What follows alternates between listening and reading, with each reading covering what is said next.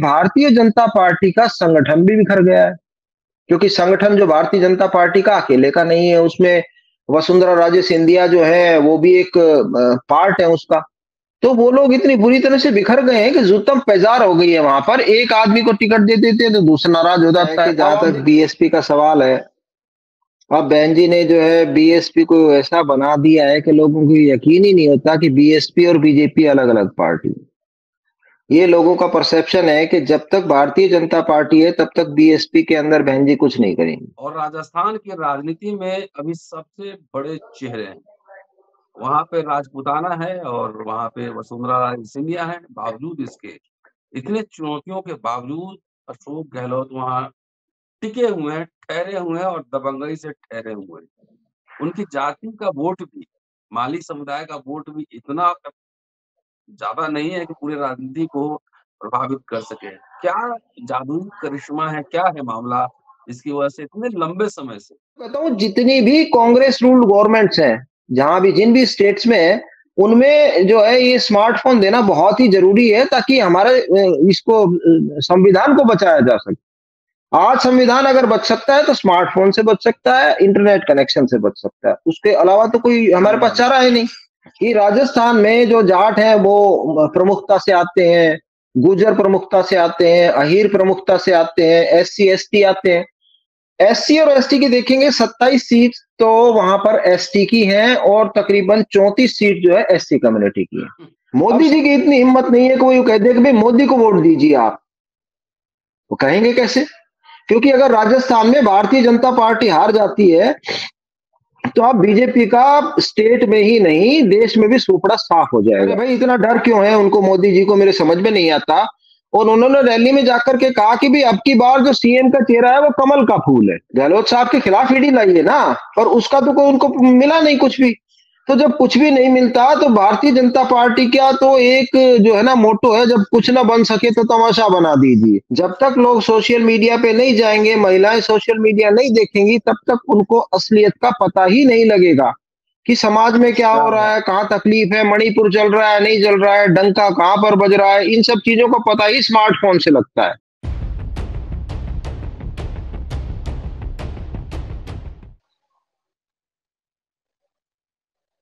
देश में चुनावी माहौल फिलहाल 5 राज्यों में है और इसके बाद लोकसभा चुनाव की तैयारी शुरू हो जाएगी। आज चर्चा है राजस्थान चुनाव को लेकर। 30 नवंबर को, सॉरी 30 25 अक्टूबर को अधिसूचना जारी होगी। 6 नवंबर तक नॉमिनेशन है और 9 नवंबर को नामांकन वापस लेने की आखिरी तारीख है। 30 नवंबर को चुनाव, 25 नवंबर 25 नवंबर को 200 विधानसभा सीटों के लिए चुनाव है और उसके बाद एक साथ 5 राज्यों के चुनाव का परिणाम 3 दिसंबर को आएगा। राजस्थान में क्या क्या है मुद्दे, ये समझना बेहद जरूरी है। चुनाव के गहमा गहमी के बीच ईडी का सीएम के बेटे के घर पर छापा और राजस्थान कांग्रेस के अध्यक्ष के घर पर छापा। वंशवाद, क्या होंगे चुनावी मुद्दे, बीजेपी के आंतरिक कलह क्या अभी सुलटे हैं नहीं सुलटे हैं, अशोक गहलोत की वापसी होगी क्या, 25,000 का बीमा अशोक गहलोत सरकार के लिए एक बीमा की तरह है। मोबाइल, लाखों महिलाओं के बीच इंटरनेट के साथ मोबाइल बांटना का ये रामबाण साबित होने वाला, तमाम ऐसे मुद्दे हैं जिस पर इस एपिसोड में चर्चा करने वाला। दोस्तों, रतनलाल बोल रहा हूँ और आप देख रहे हैं अम्बेडकर नामा। इस विषय पर चर्चा के लिए हमारे साथ राकेश यादव हैं, पूर्व जज हैं और सोशल एक्टिविस्ट हैं। रिटायर हो गए हैं लेकिन आप इनका चेहरा देख सकते हैं, मेरे से ज्यादा जवान दिख रहे हैं, मेरे से ज्यादा स्टाइलिश दिख रहे हैं। और आजकल पूरा राजस्थान, हरियाणा तमाम दौरों पर रहते हैं और जमीनी हकीकत को पहचानने की कोशिश कर रहे हैं। अपने पूरे सर्विस के दौरान उन्होंने बहुत सी बारीकियां कानूनी तौर पर उन्होंने देखी हैं कि विलेज पॉलिटिक्स कैसे होता है, कैसे केस में फंसाया जाता है, कैसे निकाला जाता है। तमाम पेचीदियां इन्होंने देखी है। आजकल सामाजिक राजनीतिक रूप से सक्रिय चर्चा इन्हीं मुद्दों पर राकेश यादव जी के साथ। पूरा वीडियो देखते रहिएगा, शेयर और सब्सक्राइब करते रहिएगा। स्वागत है सर। जी नमस्कार आपको और सभी दर्शकों को। सर, अब फ्लोर आपका है, अब बताएं क्या क्या चल रहा है राजस्थान में। आपका घर जो है एकदम राजस्थान के बॉर्डर पे ही है। जी रतन लाल जी, सबसे पहले तो मैं बात बताऊं कि जो भारतीय जनता पार्टी है उसको ये समझ नहीं आ रहा है कि पैर कहाँ रखें। मतलब इतना जी घल्लूघारा हो गया कि उनकी सारी योजनाएं, सारा संगठन, सब कुछ ध्वस्त हो गया। क्योंकि जो गहलोत जी ने वहां पर मुख्यमंत्री रहते हुए जो कुछ योजनाएं शुरू की, उन योजनाओं से इतर जाकर के कोई भी योजना भारतीय जनता पार्टी का कोई भी नेता अपने मोदी जी को मिला करके दे नहीं पाया। और मोदी जी ने तो एक भाषण में कहा भी कि भाई जो योजनाएं राजस्थान सरकार कांग्रेस की लागू कर रही है वो सब चालू रहेंगी। तो इसका मतलब ये है कि उन्होंने पहले जो उनका रैली हुआ उसी में अपनी हार मान ली। अब देखेंगे आप, भामाशाह योजना स्वास्थ्य से संबंधित है। 25 जी लाख रुपए तक का कोई भी व्यक्ति 25 लाख रुपए तक का अपना इलाज कहीं भी करवा सकता है। ये सरकार की जिम्मेदारी है और उसमें कोई रुकावट नहीं, बस वो व्यक्ति केवल राजस्थान का निवासी होना चाहिए, ये एक उसकी कंडीशन है। इसके अलावा कोई कंडीशन नहीं कि ये करो वो करो, परिवार कार्ड, आधार कार्ड, पैन कार्ड, कुछ ऐसा नहीं है। दूसरा, उन्होंने इंदिरा रसोई योजना शुरू की। 8 रुपए में आदमी भरपेट खाना खाकर सो सकता है कम से कम रात को। और उसकी उन्होंने तकरीबन 1000 रसोई शुरू कर दी। एक उन्होंने मुख्यमंत्री चिरंजीवी योजना शुरू की, उसमें 5 लाख तक का बीमा तकरीबन मुफ्त है। गैस सिलेंडर देखेंगे आप, जहां भारतीय जनता पार्टी की रूलिंग की जो सरकारें हैं वो 1100 रुपए दे रहे हैं और राजस्थान में जो है 500 रुपए में सिलेंडर मिल रहा है। जी देखिए, अंत तो गतवा कहीं ना कहीं से पैसा आ रहा है और कोई सरकार घाटे में नहीं जा रही है। एक हम्म, आपने अभी जिक्र किया कि महिलाओं को स्मार्टफोन दिया जाएगा। स्मार्टफोन दिया जाना इसलिए जरूरी है महिलाओं को कि हमारा जो मेन स्ट्रीम मीडिया है वो तो बिक चुका है। वो तो गोदी मीडिया या जो भी आप कहें, उन्होंने तो हम्म, भारतीय जनता पार्टी की जो सरकार है उसको चलाने के लिए केवल उसी का सहारा लेते हैं। जब तक लोग सोशल मीडिया पे नहीं जाएंगे, महिलाएं सोशल मीडिया नहीं देखेंगी, तब तक उनको असलियत का पता ही नहीं लगेगा कि समाज में क्या क्या हो रहा बात। है, कहाँ तकलीफ है, मणिपुर चल रहा है नहीं चल रहा है, डंका कहाँ पर बज रहा है। इन सब चीजों का पता ही स्मार्टफोन से लगता है। तो जी ये देना मुख्यमंत्री जी का एक तरह से गेम चेंजर है। और उन लोगों को जब पता लगेगा कि क्या हो रहा है, तब उसके हिसाब से वो लोग अपना वोट कास्ट कर सकते हैं। एक देखेंगे आप कि महंगाई राहत कैंप उन्होंने शुरू किए राजस्थान में। आप हमारे हरियाणा को देखेंगे तो हमारे यहाँ बीजेपी की सरकार है और तकरीबन हर आदमी जिसके पास 100 गज का मकान है या कोई दो दो दो खूड है जिसके जिसको कहते हैं, गांव में कोई 2 कनाल का, 1 कनाल का, कोई 100 गज का वो है, वो अपने हाथ में आजकल थैला लिए हुए घूमता रहता है इधर उधर। उस थैले को किस लिए लेके घूमता है कि उसको आईडी बनवानी है, उसको फैमिली कार्ड बनवाना है, उसको अपना आधार कार्ड ठीक करवाना है, उसको जन्म तिथि ठीक करवानी है, कभी ये करवाना है वो करवाना है।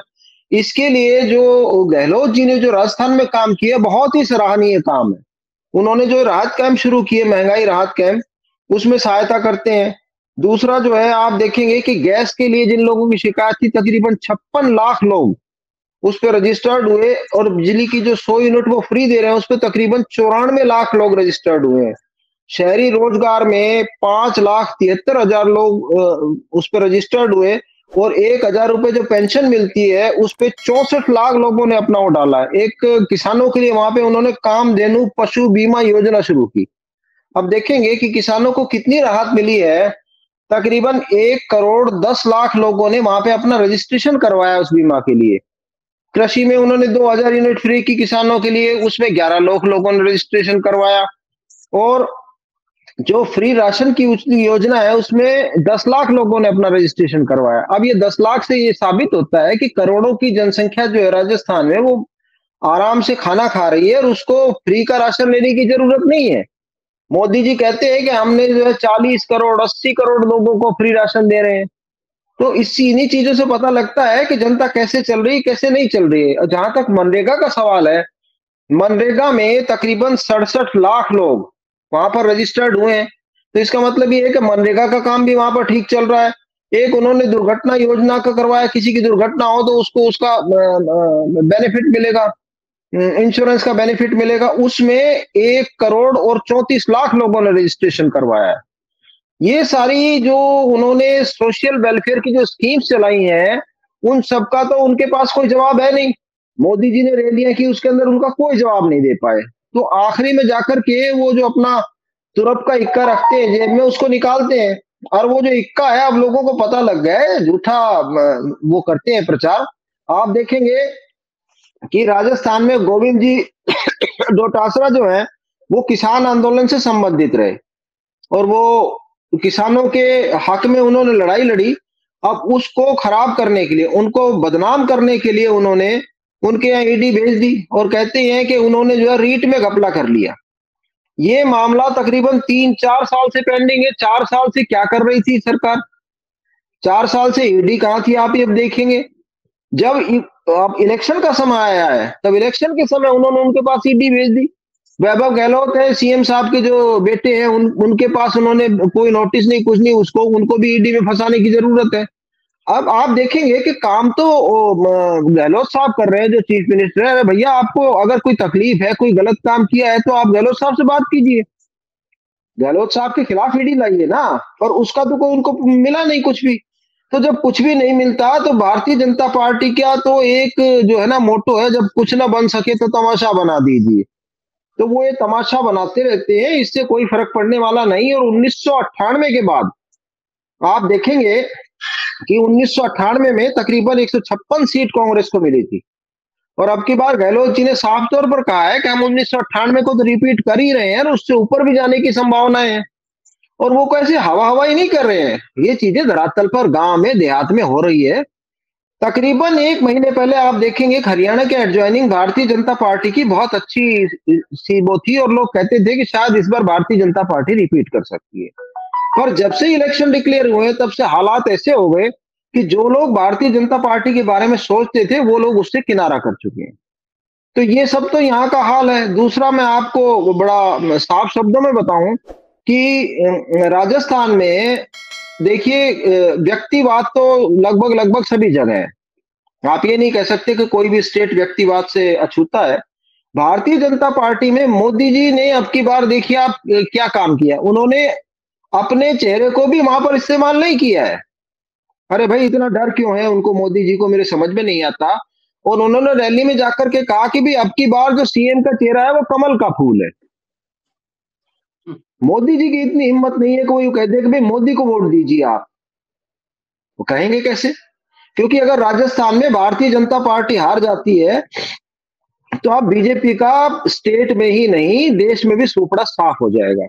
आप जो ये मोदी जी के जो चैनल है, सरकार के जो चैनल चल रहे हैं, लगभग सारे के सारे टीवी के ऊपर आप इनकी वो देखिए, जो ये करते हैं, सर्वे करते हैं, उसमें इन्होंने साफ साफ मान लिया कि 4 स्टेट में तो भारतीय जनता पार्टी आ ही नहीं रही है।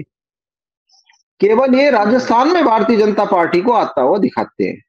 तो इससे साफ जाहिर है कि जब उनको पक्का पता लग गया कि उन 4 स्टेट में भारतीय जनता पार्टी को कुछ मिलने वाला नहीं है, इसलिए वो कांग्रेस को थोड़ा सा ये दिखाने के लिए भाई हमारी फेयरनेस है, मतलब हम सही बता रहे हैं, 4 स्टेट में तो भारतीय जनता पार्टी हार रही है पर कांग्रेस में जीत रही है, ताकि इस तरह का परसेप्शन क्रिएट कर सके कि भाई इनका जो सर्वे है वो बहुत अच्छा है, बड़ा साफ सर्वे है। देखो 4 में जब मान रहे हैं तो राजस्थान में कह रहे हैं तो इनकी बात ठीक ही होगी। तो अल्टीमेटली ये पहुंच गया। आप देखेंगे, आप टिकट का डिस्ट्रीब्यूशन हुआ, पहली लिस्ट आई, पहली लिस्ट में वसुंधरा राजे सिंधिया जो है वो राजपूतों में एक बहुत बड़ा चेहरा है और उनकी फॉलोइंग है। ऐसा नहीं है कि उनके पास फॉलोइंग नहीं है, कि वो बिल्कुल बेकार हो गई है।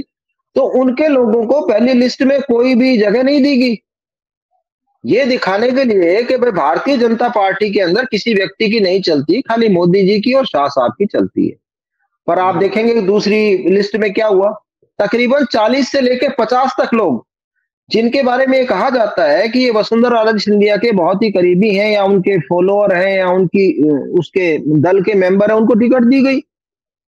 तो इससे साफ साफ जाहिर हो रहा है कि मोदी जी की जो छवि थी कि भाई मोदी जी है तो सारे इलेक्शन जीत जाएंगे, वो सब खत्म हो चुकी है। और बहुत सी चीजें हैं, उनका जो 40-50 लोगों को दी गई उनका दबदबा है, ये मानने वाली बात है। अब उनमें से कितने जीतते हैं कितने नहीं जीतते हैं वो चीज अलग बात है। जहां तक कास्ट इक्वेशन है, आप देखेंगे कि राजस्थान में जो जाट हैं वो प्रमुखता से आते हैं, गुर्जर प्रमुखता से आते हैं, अहीर प्रमुखता से आते हैं, एससी एसटी आते हैं। एससी और एसटी की देखेंगे 27 सीट तो वहां पर एसटी की हैं और तकरीबन 34 सीट जो है एससी कम्युनिटी की है। अब 27 सीट जो एसटी कम्युनिटी के, उसमें ये बात ठीक है कि उसमें वहां जो किरोड़ीमल जी हैं उन बीजेपी में है और थोड़ा उनका प्रभाव भी है, पर उस प्रभाव को भारतीय राष्ट्रीय कांग्रेस ने, जो चंद्रमोहन जी मीणा आए हैं, बहुत ही बढ़िया आदमी है, उन्होंने बहुत अच्छा एज ए ब्यूरोक्रेट बहुत अच्छा काम किया है उन्होंने, तो उनको ला करके किसी हद तक भारतीय जनता पार्टी का जो एससी कम्युनिटी के अंदर भी कांग्रेस ने ऐसा डेंट क्रिएट कर दिया है कि किरोड़ीमल जी के नाम से भारतीय जनता पार्टी केवल जीत नहीं सकती। अब आप देखेंगे कि बहुत से लोग ऐसे हैं जो अभी भी ये नहीं सोच पा रहे कि हम करें क्या।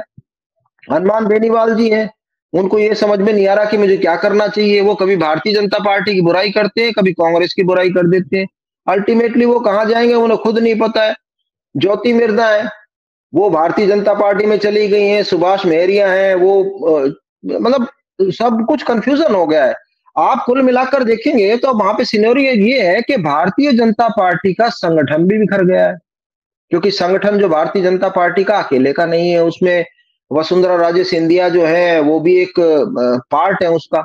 तो वो लोग इतनी बुरी तरह से बिखर गए हैं कि जुत्तम पैजार हो गई है वहां पर। एक आदमी को टिकट दे देते हैं तो दूसरा नाराज हो जाता है। अब आप देखेंगे नरपत सिंह जी हैं, भैरव सिंह जी शेखावत वहां पे राजपूतों के बहुत बड़े नेता हैं, और उनका बेटा जो है नरपत सिंह जो है वो भी एक बहुत बड़े राजपूतों में नेता माने जाते हैं। अब नरपत सिंह जी को जहां से टिकट देनी चाहिए थी वहां से टिकट ना देकर उनको चित्तौड़गढ़ फेंक दिया गया।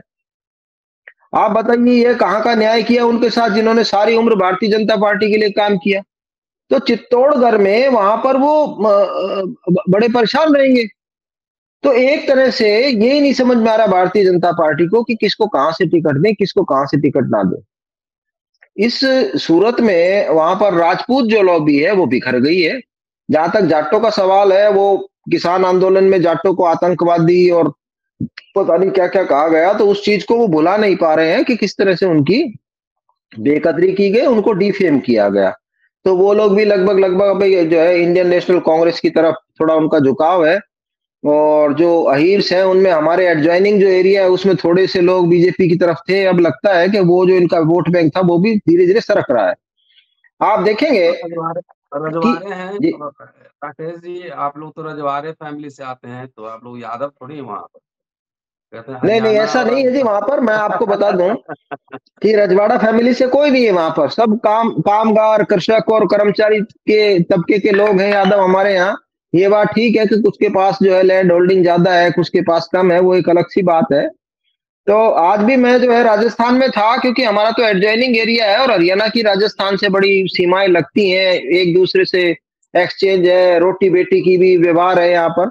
तो उस जगह भी ये लगता है कि अब की बार भारतीय जनता पार्टी को ऐसा मतलब नहीं कर पाएगी कि वो कह दे कि अब की बार हम 150 पार चले जाएंगे, 170 पार चले जाएंगे। आप उनकी कमजोरी देखिए रतनलाल जी, कि एमएलए के लिए उन्होंने 7-7 एमपी लटका दिए वहां पर। भाई जो एग्जिस्टिंग एमपी हैं आपके, उनको एमएलए का चुनाव लड़वाने की क्या तुक है? मैंने तो कभी भारतीय इलेक्शन के इतिहास में ऐसा कभी सुना नहीं। केवल उन्हीं एमपी को इलेक्शन लड़वाया जा सकता है जिसको चीफ मिनिस्टर बनाना हो। आप देखेंगे बालक नाथ जी हैं, बालक नाथ जी जो है वो जाति से यादव है, उनकी सभी लोग इज्जत भी करते हैं, ऐसी बात नहीं है। और उनका जो स्थान है वो है अस्तलबोर, अलवर से वो सांसद है। अब अलवर के सांसद को एक तिजारा जैसी कॉन्स्टिट्यूएंसी से लड़ाने की क्या तुक है? मतलब कितना आप देखिए कि कोई आदमी किसी एक पद के ऊपर है, उसको उस पद से नीचे लाएंगे क्या वो? मतलब आप क्या मैसेज देना चाहते हो? वो सिर्फ ये मैसेज देना चाहते हैं कि भाई हम जो है यादव लोग हैं, बालकनाथ जी भी जाति से यादव है, हालांकि साधुओं की कोई जात नहीं होती, पर ये सब चलता है। तो उनको तिजारा से लड़ा करके पूरे अलवर में ये मैसेज देना चाहते हैं कि भाई ये जो है यादवों के हक में है, और यादव वोट को वो कैप्चर करना चाहते हैं। तो ऐसी सूरत में उन्हें खुद नहीं समझ में आ रहा है कि उन्हें क्या करना चाहिए, क्या नहीं करना चाहिए। तो बड़ा कास्ट वाइज इक्वेशन जो है वो भी बड़ी गड़बड़ा गई है बीजेपी की राजस्थान में। तो अब की बार कोई ऐसा नहीं है। मेरे को तो लगता है कि जो अपना ये गहलोत साहब जो कह रहे हैं कि अब की बार 156 पार 1998 को हमें रिपीट करना, ये मेरे को लगता है इससे भी कहीं आगे जा सकते हैं। बीजेपी केवल दो चीजों में जी, बीजेपी को सिर्फ दो जगह जिताया हुआ दिखाया जा रहा है। एक तो आप देखेंगे कि उनके जो गोदी मीडिया है वो, और दूसरा जो है सट्टा बाजार। सट्टा बाजार कौन चलाता है सारी दुनिया जानती है, पूरा हिंदुस्तान जानता है कि सट्टा बाजार कौन चलाते हैं। और दूसरा, मीडिया कौन चलाता है ये भी सभी को पता है। अगर आप गांव में देहात में जाकर के देखेंगे तो बहुत बढ़िया कंटेस्ट है अब की बार कांग्रेस का, और मेरे को लगता है कांग्रेस बहुत ही बढ़िया तरह से जीत के और वहां सरकार बनाएगी। जी राकेश जी, आपने जो अभी पूरा व्याख्यान दिया उसमें एक बहुत ही दिलचस्प चीज मुझे लगी जिसकी तरफ मेरा ध्यान नहीं गया था, और मैं समझता हूँ बहुत लोग का ध्यान नहीं भी गया होगा, कि 5 किलो राशन में मोदी जी का फोटो लग के घर घर पहुंच गया कि मोदी जी ही दे रहे हैं। और मोबाइल की ओर तो बहुत चर्चा हुई थी, लेकिन मोबाइल का सोशल पॉलिटिकल इम्प्लीकेशन क्या होगा इसकी ओर ध्यान बहुत लोगों का नहीं गया था, मेरा भी नहीं गया था। ईमानदारी से कबूल करता हूँ, क्योंकि अम्बेडकरनामा न्यूज चैनल नहीं है, विश्लेषण करने वाला चैनल है, कि ये योजना कि महिलाओं के पास देश की इंफॉर्मेशन पहुंचे तमाम, चाहे मणिपुर हो चाहे इजराइल में क्या हो रहा है, महिलाएं जागृत हों, सोचे समझे। उस 3 साल का नेट फ्री इसमें लगाया गया। तो ये तो एक बड़ा स्टेप है ना, कि महिलाओं को इंफॉर्मेशन से, सोशल मीडिया के इंफॉर्मेशन से इक्विप करना। क्या ये कांग्रेस की रणनीति का हिस्सा है? क्या ये और स्टेट में ये क्यों नहीं किया गया, और नेशनल लेवल पे क्या कांग्रेस इस एजेंडा को लागू करेगी? बहुत इम्पोर्टेंट है मेरी नजर में। जी जी जी, मेरा सोचना है कि किसी भी व्यक्ति को समाज में क्या हो रहा है, हमारे सोसाइटी में क्या हो रहा है, इसका पूरा पूरा ज्ञान होना चाहिए। ठीक है, सोशल मीडिया पे ऐसा नहीं है कि कोई वही कांग्रेस की तरफ से कोई आईटी सेल चल रही है, बीजेपी की तरफ से कोई आईटी सेल चल रही है, किसी और पार्टी की तरफ से कुछ चल रहा है, उससे कोई फर्क नहीं पड़ता। एटलीस्ट एक आदमी 2 या 3 चीजें कम से कम किसी भी उसके इवेंट के 2 या 3 पक्ष तो देखेगा ना। तो 2 या 3 पक्ष देख करके ही कोई व्यक्ति निर्णय ले सकता है कि क्या ठीक है और क्या गलत है। जब आपको दिखाया ही एक पक्ष जाएगा तो आप निर्णय नहीं ले सकते। तो इसके लिए मैं तो कहता हूं कि पूरे हिंदुस्तान में हर व्यक्ति को सोशल मीडिया से इक्विप करना बहुत जरूरी है। देखिए रतनलाल जी, मैं आज भी एक गांव में था, और गांव में जाकर के हम जब देखते हैं तो जो हमारे बुजुर्ग लोग हैं, तकरीबन जो 60-65 के करीब लोग हैं, मैं उनको बुजुर्ग तो नहीं कहूंगा, जो लोग ओल्ड टाइमर्स हैं आप कह सकते हैं उनको, तो उनके पास आज भी स्मार्टफोन नहीं है। स्मार्टफोन ना होने की वजह से उनको जो विजुअल्स दिखता है वो केवल टेलीविजन पे दिखता है, चैनल पे दिखता है। तो ऐसा होने की वजह से उनको जो दिखाया जाता है वो ही उनको समझ में आता है। तो जब हम उनसे पूछते हैं जी आपके पास स्मार्टफोन है, तो वो यही कहते हैं जी मेरे पास स्मार्टफोन नहीं है, मेरे बेटे के पास है। तो हमको उनको बेटे का नंबर भी लेना पड़ता है, उनसे रिक्वेस्ट भी करते हैं कि जी आप भी स्मार्टफोन चलाना सीखिए। अब कुछ एक लोगों ने खरीदा और उसके बाद छोड़ भी दिया। मैं तो कहता हूँ कि स्मार्टफोन चलाने की सभी सरकारों को ट्रेनिंग देनी चाहिए। आज हमारे हरियाणा में बिना स्मार्टफोन के आप कुछ नहीं कर सकते। आपको म्युनिसिपल कॉर्पोरेशन में काम है, म्युनिसिपल कमेटी में काम है, आपको आरटीओ ऑफिस का काम है, आपको कोर्ट का काम है, आपको जिस भी डिपार्टमेंट का काम है वो सारे ऑनलाइन है। और उन सारे को ऑनलाइन करने के लिए एक तरह से जो लोग अपनी उस अवस्था में है कि कमा करके थोड़ा कंट्रीब्यूट कर रहे हैं, उन लोगों के पास तो वो चीज है ही नहीं। तो उनको एक तरह से इन्होंने लाचार बना दिया, और वो उन लोगों पर आधारित हो गए जो लोग इसके बारे में जानते हैं। जैसे मान लो किसी के घर में अब 60-65 साल का बुजुर्ग है, वो आदमी अपना कोई भी काम स्मार्टफोन के बिना नहीं कर सकता। अब बच्चे बाहर रहते हैं, बच्चे काम करते हैं, तो जो बच्चे कभी घर में आएंगे तभी वो कहेगा। अब बुजुर्ग आदमी है, शाम को 7 बजे सो जाता है, बच्चे 7 बजे काम करके बाहर से आते हैं, कमा के आते हैं, नौकरी करके आते हैं। और सुबह जब वो गांव का देहाती आदमी जब उठता है 4 बजे, तब बच्चे सोए हुए होते हैं। वो बच्चे 7 बजे उठते हैं, 9 बजे काम पे चले जाते हैं। तो वो तो स्मार्टफोन के बिना ही चल रहे हैं। आप देखिएगा, आपका चैनल देखने के लिए कम से कम एक आदमी के पास एक स्मार्टफोन होना चाहिए ताकि उसको पता लगे। अब हम जाकर के किसे बताएं कि आप ये देख लीजिए या वो देख लीजिए, किसके पास लिंक भेजा जा सकता है? तो आप देखेंगे कि जवान लोगों को ल्योर करने के लिए तो स्मार्टफोन के ऊपर इन्होंने आईटी सेल वालों ने कुछ मैटर डाल दिया है। पर जो लोग इन दोनों चीजों से परे हैं, जो आईटी सेल वाले मोबाइल से भी परे हैं और जो लोग टीवी से भी परे हैं, वो लोग अब भी जो है कांग्रेस के प्रति वफादार हैं। आखिर क्यों? क्या उनको दिखाई नहीं पड़ता कि गांव में क्या हो रहा है? क्या उनको दिखाई नहीं पड़ता कि बिजली कितनी आ रही है, नहर में पानी कितना आ रहा है, खाद में 5 किलो कम कर दिया, 50 रुपए बढ़ा दिए। डीएपी कितना मिल रहा है, कहाँ से आ रहा है? गांव में लोग अब भी कहते हैं, बोले डीएपी के ऊपर जो लिखा था सारा सब कट्टों के ऊपर गुजराती में लिखा था है जी, ये कौन पढ़ता है?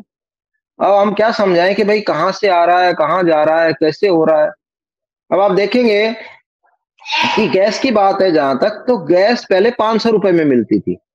तो उस समय लोगों को 500 रुपए में गैस मिलती थी, और जो अडानी जी की गैस जो आजकल पाइप गैस बोलते हैं जिसको, वो गैस पड़ती है तकरीबन 650-700 रुपए प्रति माह, तकरीबन तकरीबन। तो जब आदमी को 500 रुपए का सिलेंडर मिलेगा, तो वो 750-800 रुपए की अडानी जी की गैस क्यों लेगा? वो केवल अडानी जी की गैस को चलाने के लिए सिलेंडर के रेट जहां जहां अडानी की गैस सर्विस है वहां पे 1000 से कम कभी नहीं होंगे। ये कह बेशक दें कि कम कर देंगे, पर नहीं, कम कभी भी नहीं होंगे, और हो भी गए तो 6 महीने बाद फिर वापस उतने ही आ जाएंगे। अब बीजेपी कह रही है कि हम 400 रुपए में सिलेंडर दे देंगे राजस्थान में। अरे भाई, आप सो रहे हो, 400 रुपए में दे रहे हो तो हरियाणा में भी दो, यूपी में भी दो, सभी जगह दो आप। ऐसा थोड़ी होता है। तो स्मार्टफोन का दिया जाना कोई फ्री भी नहीं है।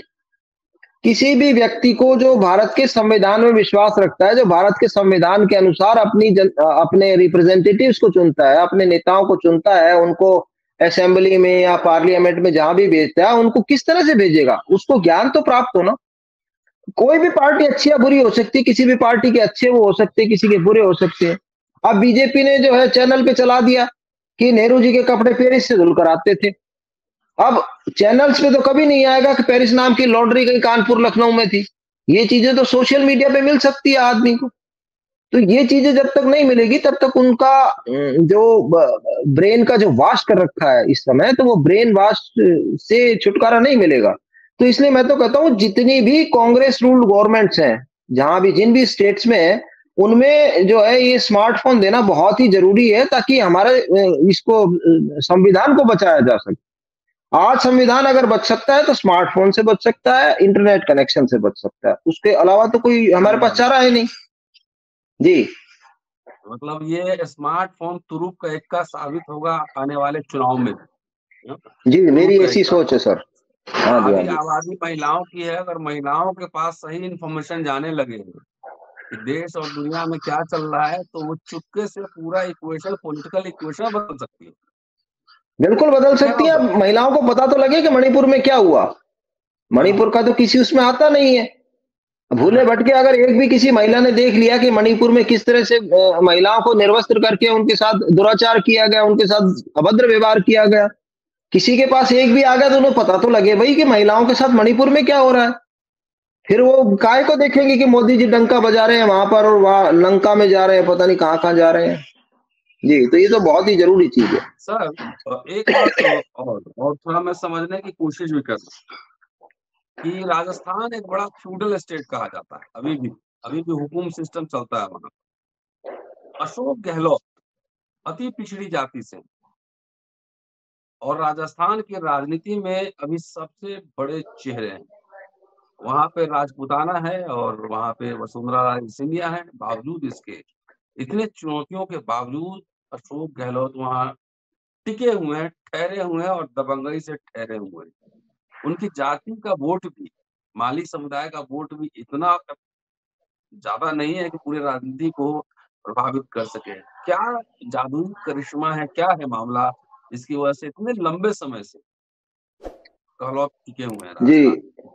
ये जी, बताइए। रतनलाल जी, जैसा कि गहलोत साहब खुद ही कहते हैं कि भाई मैं तो जादूगर हूँ, तो वो जो है ना वाकई एक जादूगर है। तो कहने का नहीं है, जैसे कि मोदी जी कहते हैं मैं तो फकीर हूँ, और 10 लाख का सूट, 5 लाख का पेन, 1 लाख का चश्मा पहनते हैं और फिर भी कहते हैं फकीर है। ऐसा गहलोत जी में नहीं है। वो अगर कहते हैं कि मैं जादूगर हूँ, तो वो वाकई जादूगर है। मतलब हैट में से कबूतर निकालना कोई आसान काम तो नहीं है। राजस्थान जब उनको मिला था उस समय कितना बबेला मचा था। मतलब कांग्रेस को तोड़ने के भरसक प्रयास किए गए, आखिर उन्होंने उसको विफल किया। कैसे विफल किया आप भी जानते हैं, सारी दुनिया जानती है कि किसने उनकी सहायता की, किसने उनकी सहायता नहीं की। तो ये सब जादू करना केवल गहलोत साहब को आता है, गहलोत साहब के अलावा कोई कर भी नहीं सकता। दूसरी बात यह है कि आप देखेंगे कि वहां पे सचिन पायलट है। आज सचिन पायलट और गहलोत जी दोनों कंधे से कंधा मिलाकर जो है चल रहे हैं, तो आप देखिए जब किसी भी पार्टी में मतलब बुढ़ापे का तजुर्बा और जवानी का जोश साथ मिल जाए, तो उस सूरत में कोई भी ठहर नहीं सकता उसके सामने। जी ठीक जी है, जी थोड़ा बहुत तो मतभेद चलता रहता है सभी पार्टीज में, और कांग्रेस जो है बड़ी डेमोक्रेटिक पार्टी है, विद इन पार्टी भी चलता रहता है, उसमें क्या हो गया इसमें। तो आप देखेंगे कि पिछली बार भी देखेंगे 107 सीट आईएनसी को 107 सीट मिली थी और बीजेपी को 70 सीट मिली थी। जहां तक एससी जो रिजर्व सीट्स हैं, आप देखेंगे कि अब की बार जो एससी कम्युनिटी है या जो ट्राइबल कम्युनिटी है हमारी, उनकी तकरीबन मिलाकर के 61 के करीब या 60 के करीब सीट आती है राजस्थान में। तो मैं नहीं समझता कि उसमें 50 से कम सीट कांग्रेस को मिलेगी इस बार। अगर 2 4 5 सीट किसी में ट्राइबल एरिया में जाएगी, तो वो जो किरोड़ीमल जी मीना है उनको जा सकती है, जिन्होंने थोड़ा सा कैप्चर किया हुआ है। अब उनको कितना वेट देते हैं कितना नहीं देते हैं एक अलग बात है जी। राकेश जी, एक सवाल आखिरी पूछ रहा हूँ और फिर लगातार आपसे राजस्थान चुनाव पे चर्चा करूंगा मैं, लगातार लगातार इसमें जी चलेंगे। एक बार नॉमिनेशन हो जाए, उसके बाद एरिया वाइज भी पूरे डेमोग्राफी के साथ चर्चा करें। जी ये आपने शेड्यूल कास्ट शेड्यूल ट्राइब की बात की, वहां पे बीएसपी के 6 एमएलए थे, कांग्रेस में सब चले गए। बीएसपी का अभी भी एक जनाधार है, चंद्रशेखर आजाद वहां राजस्थान में बहुत एक्टिव हैं। इसके अलावा ट्राइबल पार्टीज हैं जो ट्राइबल बेल्ट में अपना एक ठीक ठाक प्रभाव रखती हैं। एक ईमानदार आंसर कि क्या ये चंद्रशेखर आजाद बसपा और ट्राइबल पार्टी हैं, या खेल वहां किसका किसी का बना सकते हैं, बिगाड़ सकते हैं, उनका क्या इम्पैक्ट होगा राजस्थान के पॉलिटिक्स पे, specially particularly schedule caste schedule tribe को लेकर। इसमें एक निष्पक्ष एकदम तटस्थ एक जज की तरह आप जो है इस पे अपनी राय दें। देखिए सर, ऐसा है कि जहां तक बीएसपी का सवाल है, अब बहन जी ने जो है बीएसपी को ऐसा बना दिया है कि लोगों को यकीन ही नहीं होता कि बीएसपी और बीजेपी अलग अलग पार्टी। ये लोगों का परसेप्शन है कि जब तक भारतीय जनता पार्टी है तब तक बीएसपी के अंदर बहन जी कुछ नहीं करेंगी। तो ये इस लोग वजह से कहते हैं क्या राकेश जी, जी आप लोग जी घूमते जी हैं जी राजस्थान में, जी जी तो क्या हाँ, लोग ऐसी बात कहते हैं क्या? लोगों का सोचना ये है कि अगर बीजेपी से बहन जी डर गई है तो फिर हमारा क्या भला करेंगी वो। तो इसलिए अब हमें यकीन नहीं है कि बीएसपी हमारे लिए, पिछड़े जो दलित लोग हैं उनके लिए कुछ करेगी, और हमारी आखिरी होप जो है अब कांग्रेस पार्टी है।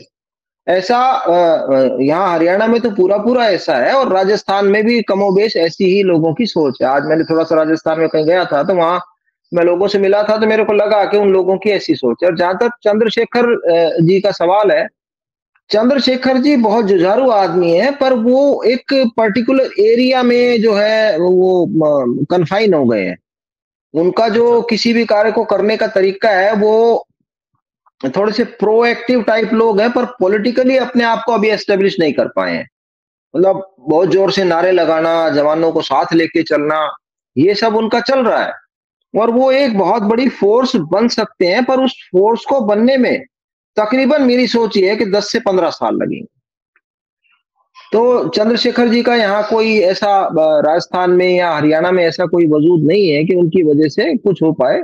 ये बात ठीक है कि हर जिले के मुख्यालय पे 10 या 20 जो जवान लड़के हैं वो चंद्रशेखर जी के बारे में बात करते हैं, उनके बारे में जो छोटी मोटी रैलियां निकालनी है उसके बारे में भी बात करते हैं, और बड़े जुझारू लोग हैं, और वो जो तो है बड़ी पढ़े बड़ी लिखे दलित जयपुर बच्चे हैं। जयपुर में चंद्रशेखर ने बड़ी बड़ी रैलियां निकाली हैं।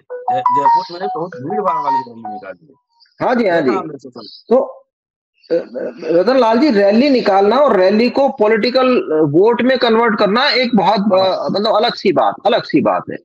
रैली में तो लोगों को लाया जा सकता है, पर जब आदमी वोट डालने जाता है तो पता नहीं 20 बातें सोचता है, क्या सोचता है ये तो वोटर ही जान सकता है।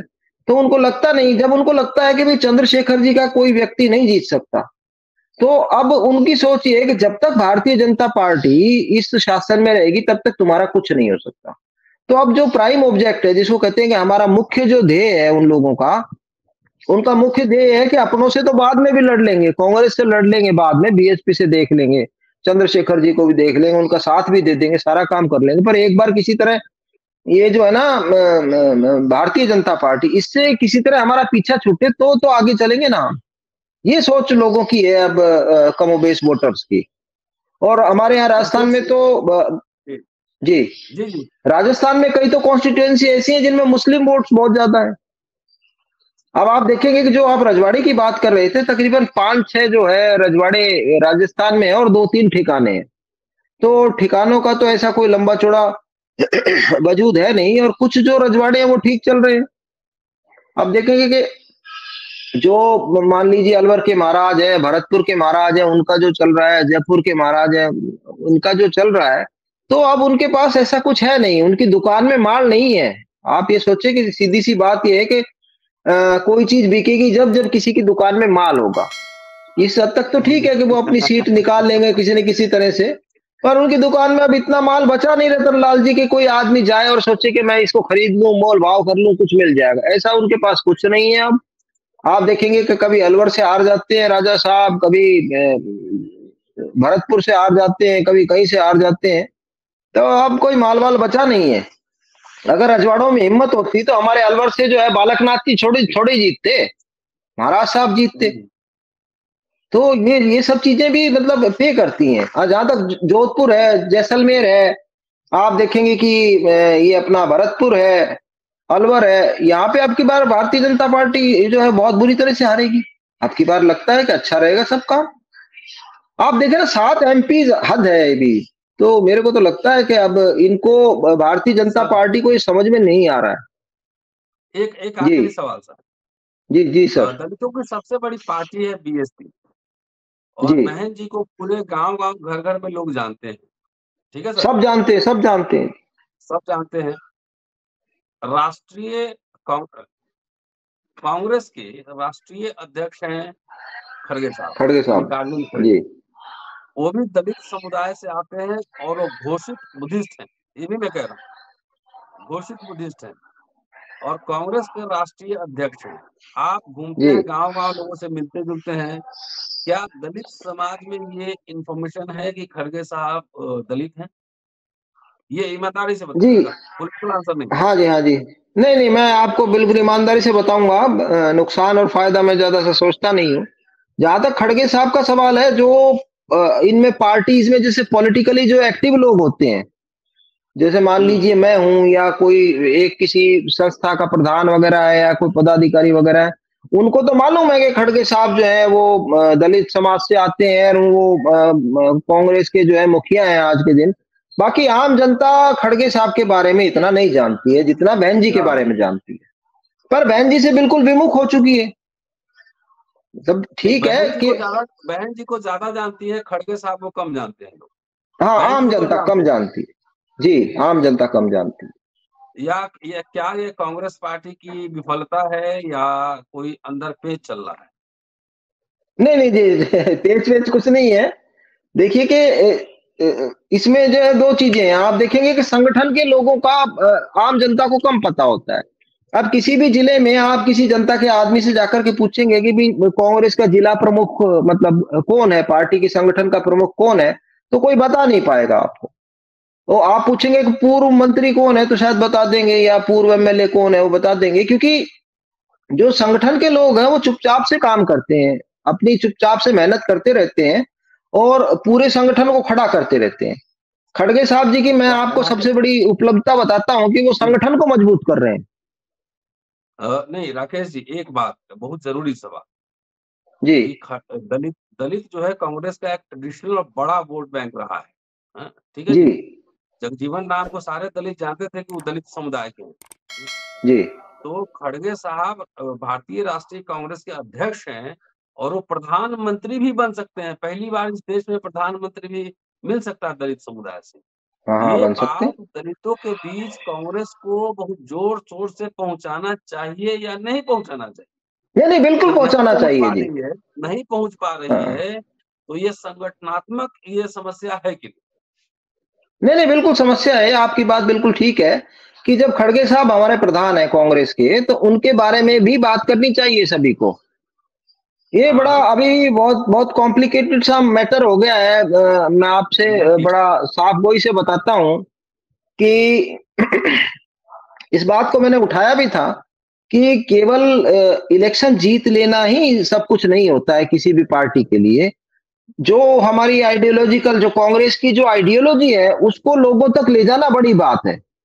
उसको लोगों तक ले जाने के लिए हमें बहुत सी ऐसी बातें करनी पड़ती हैं। अब जैसे मान लीजिए आप राजस्थान में इलेक्शन हो रहा है, तो राजस्थान के इलेक्शन में अगर वहाँ के चीफ मिनिस्टर या जो भी कैंडिडेट हैं या जो भी वहाँ के जो एमएलए की जो इलेक्शन लड़ते हैं, वो सिर्फ अपने आप को जिताने के लिए अगर मोदी जी का विरोध नहीं करते हैं, तो फिर वो आइडियोलॉजी नहीं है वो केवल ये है कि भाई किसी तरह से हमें जो है यहाँ का राज्य का कुछ मिल जाए और उससे बात बन जाए। तो इस चीज के बारे में भी मतलब कांग्रेस को ध्यान देना चाहिए, और अब धीरे धीरे करके कांग्रेस के लोग जो है मुखर होने लगे हैं। थोड़ी हिम्मत भी आई है लोगों में कहने के लिए कि मोदी जी क्या है क्या नहीं है, और मोदी जी को किस तरह से एक्सपोज करना है जनता के बीच में। तो ये सब चीजें अब चलेंगी, धीरे धीरे चलेंगी। अब तक जो नहीं चलती थी वो अब चलना शुरू हो जाएंगी। और इसी तरह से देखेंगे आपकी खड़गे साहब की, अब हर व्यक्ति खड़गे साहब की तस्वीर बड़ी बड़ी जो है अपने पोस्टर्स पे लगाता है। दिक्कत यह है कि खड़गे साहब को, क्योंकि वो साउथ से आते हैं, तो साउथ के लोग उनको ज्यादा जानते हैं। साउथ के लोगों का और नॉर्थ के लोगों में थोड़ा सा फर्क आता है। बहन जी जो है नॉर्थ से रही।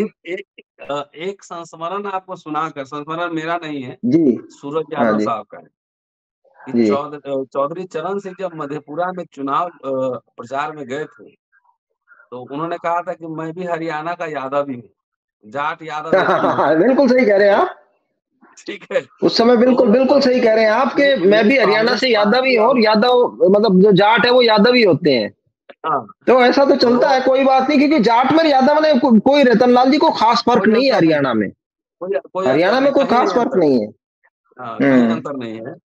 मिला जुला है, कहने का मतलब ये है कि बात तो पता है कि भाई खड़गे साहब दलित हैं, लेकिन हाँ अगर जी हाँ जी कांग्रेस का संगठन ब्लॉक से लेकर गांव से लेकर ऊपर तक अगर ठीक हो, तो सबको जाके घर घर में बाबा साहब और खड़गे साहब का एक साथ तस्वीर निकाल के दलितों को बताना चाहिए था कि ये भी आप ही के जी। समुदाय के प्रधानमंत्री बनने वाले हैं।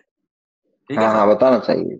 हाँ बिल्कुल और बिल्कुल, आपकी बात ये बिल्कुल बात दुरुस्त है। इसको मतलब लाइमलाइट में लाना चाहिए। सभी लोगों को कोशिश करनी चाहिए कि इसको लाइमलाइट में लाएं।